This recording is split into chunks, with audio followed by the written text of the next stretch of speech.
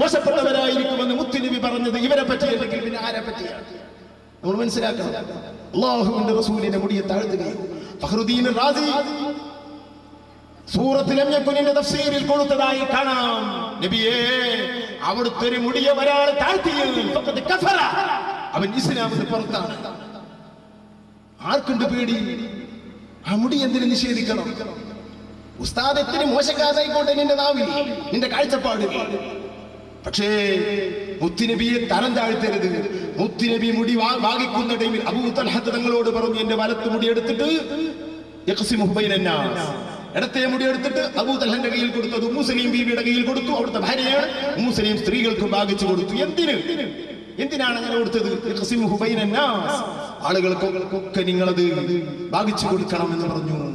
നബി തങ്ങൾ ആ വാക്ക് പറയുമ്പോൾ നിങ്ങൾക്കറിയുമോ? ജീലാനി തങ്ങൾ അറിയുമോ? ജീലാനി തങ്ങൾ പറയുന്നു, ഞാൻ എന്റെ മുരീദന്മാരെ കാണുന്നു, ഖിയാമത്ത് നാൾ വരെ വരുന്ന എന്റെ മുരീദന്മാരെ മുഴുവനും ഞാൻ കാണുന്നു എന്ന് റസൂലുള്ളാഹിന്റെ ഉമ്മത്തിലെ ഒരു വലിയ പറഞ്ഞെങ്കിൽ റസൂലുള്ളാഹിന്റെ ഉമ്മത്തിലെ ഓരോ മെമ്പർമാരെയും അവിടെ നിന്നറിയും.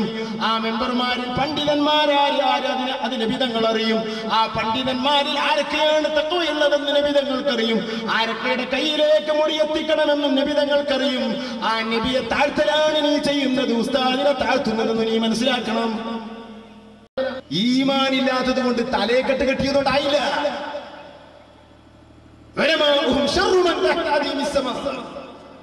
ആഖിറസമാനിലെ ചില പണ്ഡിതന്മാർ ആകാശത്തിന്റെ മുകളിലുള്ള ആകാശത്തിന്റെ താഴെയുള്ളവരിൽ ഏറ്റവും മോശപ്പെട്ടവരായിരിക്കുമെന്ന് മുത്തുനബി പറഞ്ഞത് ഇവരെ പറ്റിയല്ലെങ്കിൽ പിന്നെ ആരെ പറ്റിയാണ്?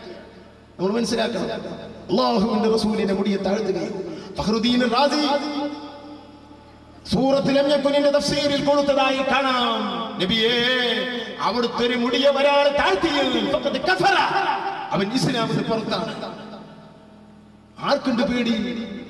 ആ മുടി എന്തിനു നിഷേധിക്കണം?